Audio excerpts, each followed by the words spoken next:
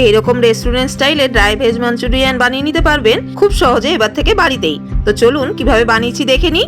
তার জন্য এখানে প্রথমে কিছুটা বাঁধাকপি চপারে চপ করে নেব। আপনারা মিহি করে কুচিয়েও নিতে পারেন, শুধু খেয়াল রাখতে হবে সবজিগুলো যেন বেশ মিহি করে কুচানো হয়, তাতে মঞ্চুরিয়ানের বলগুলো ভালো তৈরি হয়। বাঁধাকপি আর গাজরটা ভালো করে কুচানো হয়ে গেলে এর মধ্যে করে অল্প একটু নুন মাখিয়ে মিনিট 10 রেখে দিলাম।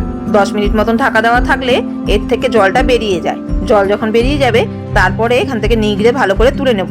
এই এক্সট্রা জলটা ফেলে না দিলে মঞ্চুরিয়ানগুলো বানাতেও অসুবিধে হয় আর ভাজার সময় বলগুলো ভেঙেও যেতে পারে। তো ব্যাস জলগুলো নিংড়ে নিয়েছি, দিয়ে দিয়েছি খানিকটা পেঁয়াজ পাতা আর দিলাম 3 চামচ কর্নফ্লাওয়ার, 3 চামচ ময়দা, দেবো 1-1.5 চামচ মতন গোলমরিচ, স্বাদ মতন নুন।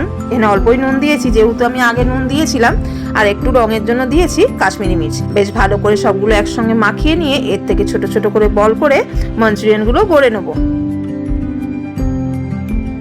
ব্যাস মঞ্চুরিয়ান বলগুলো রেডি করা হয়ে গেছে। এবার তেল গরম করে মিডিয়াম আঁচে উল্টে পাল্টে একদম লাল লাল করে ভেজে তুলে নিতে হবে। এই দেখুন অল্প অল্প করে আস্তে আস্তে ভাজলেই বেশ সুন্দর একটা কালার এসে যায়। মঞ্চুরিয়ান তো ভাজা হয়ে গেল, এইবারে এটাকে একটু টস করে নেব। এর জন্য দিয়েছি 1 চামচ তেলের মধ্যে 1 চামচ মতন রসুন কুচি, তার মধ্যে দিয়েছি 1 চামচ আদা কুচি, 4-5টা কাঁচা লঙ্কা। সবগুলো তেলের মধ্যে হালকা ভেজে নিয়ে ওপর থেকে দিয়ে দিলাম সয়া সস আর দিয়ে দিলাম টমেটো সস। একটুখানি নেড়ে যখন ফুটে উঠবে সেই সময় দিয়ে দিলাম ভাজা মঞ্চুরিয়ানগুলো। সবগুলো দিয়ে ভালো করে মিশিয়ে নিয়ে নামিয়ে তিল দিয়ে পরিবেশন করে দিলাম। খেতে হয়েছিল দুর্দান্ত। ছেলে মেয়ে তো বলেই দিল কোথা থেকে অর্ডার করলে। তো আপনারাও অবশ্যই একবার বাড়িতে ট্রাই করে দেখুন।